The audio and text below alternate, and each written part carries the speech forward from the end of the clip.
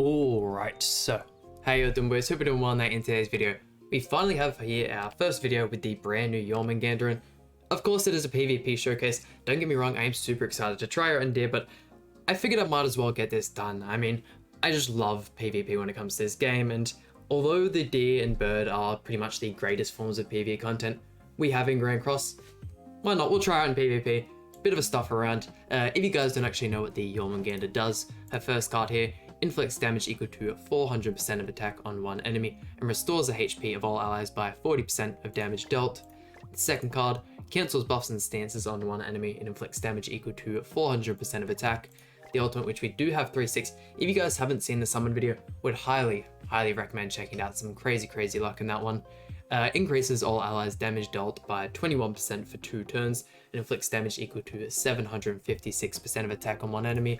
And last but not least, her passive, which doesn't work in PvP, so we're not going to go ahead and read it because it is an absolute paragraph and honestly so hard to understand. I actually don't know how it works. I know she's going to make the Deer a whole lot easier for me, make my life a whole lot easier, so we'll skip that one for now. But jumping over to the equipment, we are rocking the attack defense set. Definitely the best that you can use for her, and when it comes to cosmetics, honestly, she's a character that if you are using her in her content, which is the Deer, she honestly doesn't need UR gear or even for you to get all these extra cosmetics. I just did it because why not? We love spending money on the game. But yeah, so this is the team we're using today. I've just been loving using Ludo as of recent with the new Barn, and let's jump right into it. Here we go, let's see our first opponent, and I mean, as long as we're not versing the Barn team, I feel like we should be fine. Some really nice card draw in all honesty. Can we maybe, I'm thinking if we just go full send on King, especially if we could get some nice crits in, potentially kill her right off the bat.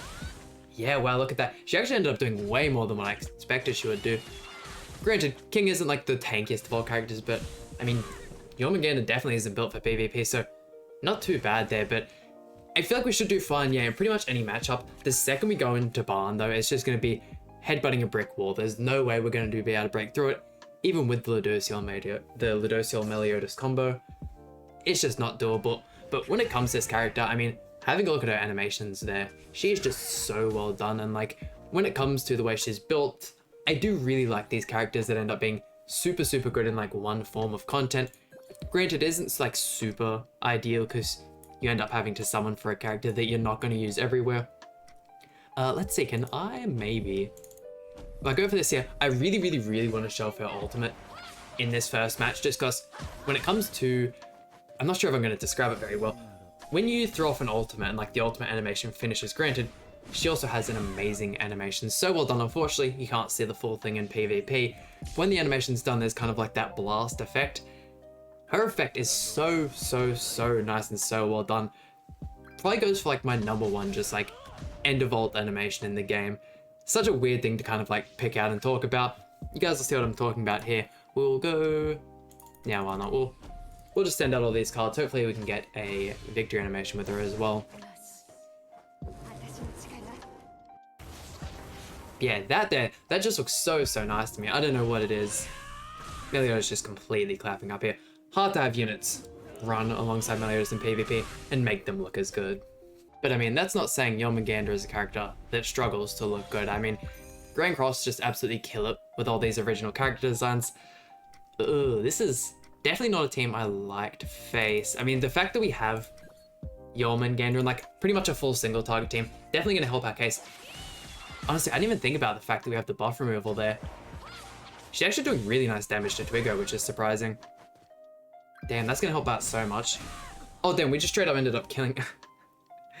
Literally just wiped the melee turn 1. I thought his CC was a little lower than it should be. Granted, look, they are using the level 1 Dreyfus, and even the Merlin isn't fully leveled up. Not really an awful lot to talk about in this match, and I don't want to start any topics, so let's go on to the next one. But yeah, like I was saying, Grand Cross just does such an amazing job of designing these characters, especially when it comes to just sheer character design. They're all done so well. Here it is, the Barn team in all of its glory. Let's see, it definitely has the Holy Relic for Arthur with that kind of CC, yeah. Let's go for this. I think I might just chuck out the Ludo single target as well, but especially when it comes to how the characters are built as well, Sigurd has a really fun design, and pairing him up with certain other characters like the regular Arthur, the OG Arthur with this Holy Relic, goes to make one of my favorite teams in the game, or probably my favorite team, or at least PvP team in the game. And we're going to be getting more characters like this, and actually playing it through the most recent chapter of the Ragnarok. They do release a couple more characters. There was this new fire guy, I don't quite remember the name. It was a rather short one, kind of a weird name like Jormungandr's, but really cool character design.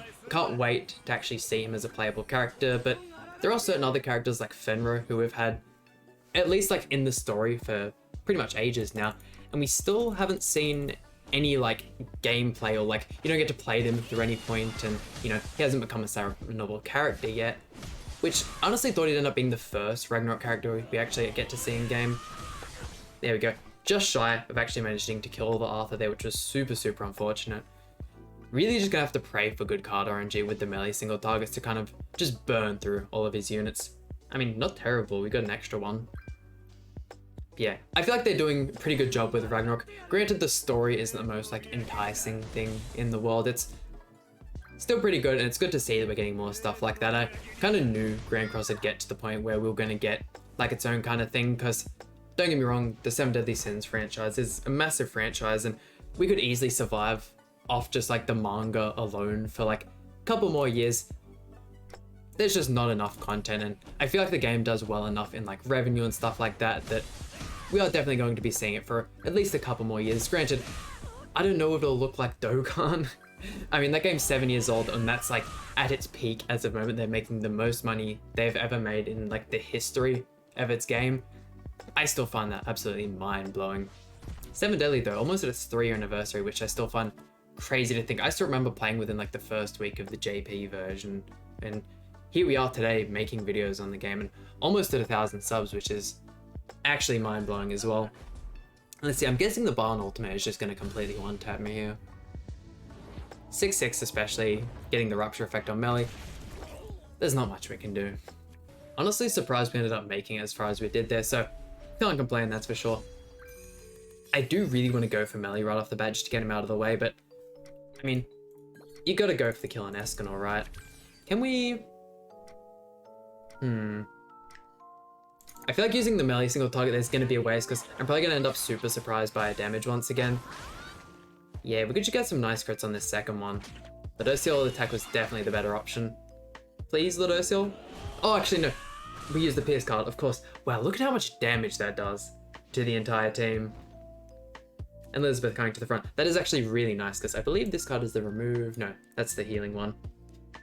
With the fact that she heals all allies with that kind of card, I don't know, when doing the D raid, I really enjoy using the damage reduction card set, and I know the kind of like Demonic Beast one, where you get the extra damage per single target card, is a lot better, and is definitely like the preferred set, especially since, you know, it is a really hard one to obtain with the amount of fighting festival coins you need. It's just so hard for me to chuck up that damage reduction, but with the amount of healing you get sheerly from using her cards, I don't know, who may end up swapping to the Demonic Beast set, just because, you know, if you're dealing more damage, you end up getting more heals back as well. Rocking the revive there, which I completely forgot about. That's right, Melee doesn't actually have the ultimate in his hand, so not something we have to worry about. And we ended up getting plenty more Rupture cards. One of the main reasons why I love Ludociel so much is his ability to make just the most offensive teams in the game. And when you come up against Goddess Liz, you just don't have to worry about that shield. Also, Yuki lucky has something to pick with Jormungandr, because he just did not want her from the field. Two other characters that are a lot stronger in PvP, and he just had to get her off the stage. Granted, we didn't have a crazy amount of cards for her anyway, so definitely not complaining. Here we go. Let's double single target melee, and we'll get on to our next opponent. Crit maybe, Ludo? It's been a hot minute since I've seen... If he crits on this final single target, it would have killed. That's alright. And if you guys have any team or video suggestions, by all means let me know in the comments section down below, especially since I do want to get out a couple videos using Jormungandr in the D with some different teams, since apparently she just makes the content that much easier.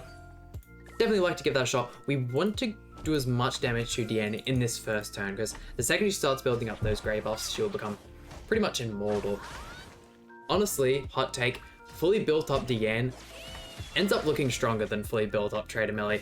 There's definitely certain situations where that statement is 100% the truth. It's absurd, insane the amount of damage and a tanking ability she can put up. But Really like to try her out in the Deer. Still haven't done that yet. I'll probably end up doing that right after we finish this video here. There are a couple other PvP showcases I want to do. Granted, I doubt I'll do any more Jormungandr PvP showcases. Really was hoping he'd use a Breath of Bless buff in this next turn so we could remove it. It's this one here that does the buff removal. If it'd like to let me have a look at my cards, inspect them. Yeah, okay, sweet. Can we...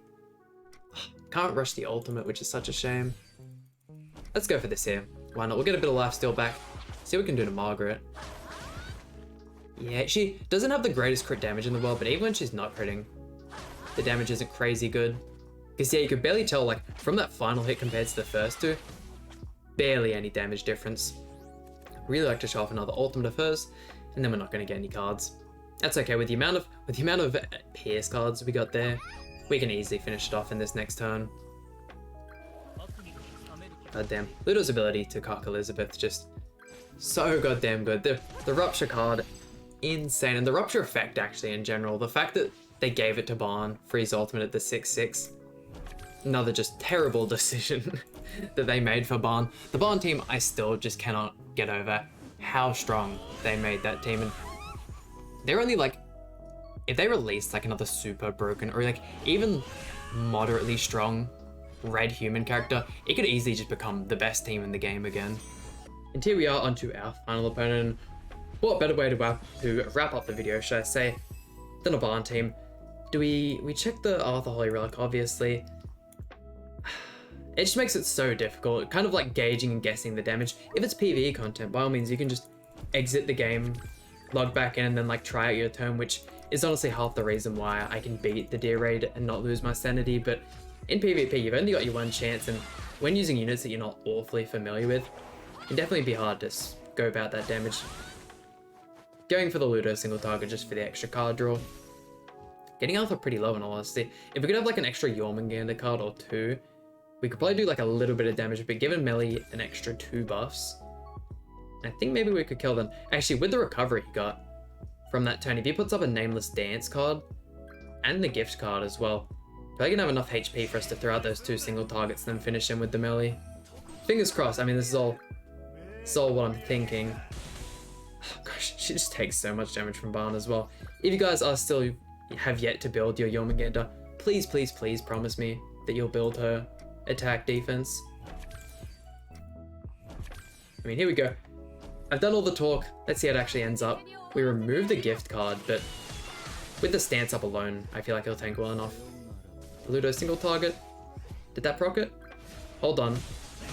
Hey yo, it actually worked. Hold on. Are we actually going to be able to beat the Baan team? Baan is so close to his ultimate, and we don't have any way to remove any gauge, and I'm guessing he has Twigger. Actually, no, we have the... Okay, so we have the buff removal. Even then, just dealing that much damage to Baan to get through his whole HP pool at full health, not something I think we can do without any melee single target cards. And it's like killing Twigo to remove the extra HP related stats he gives to all strength characters just ends up buffing Baan even more because he has the Holy Relic. What a weird costume for Baan as well. Like, what is this, my guy?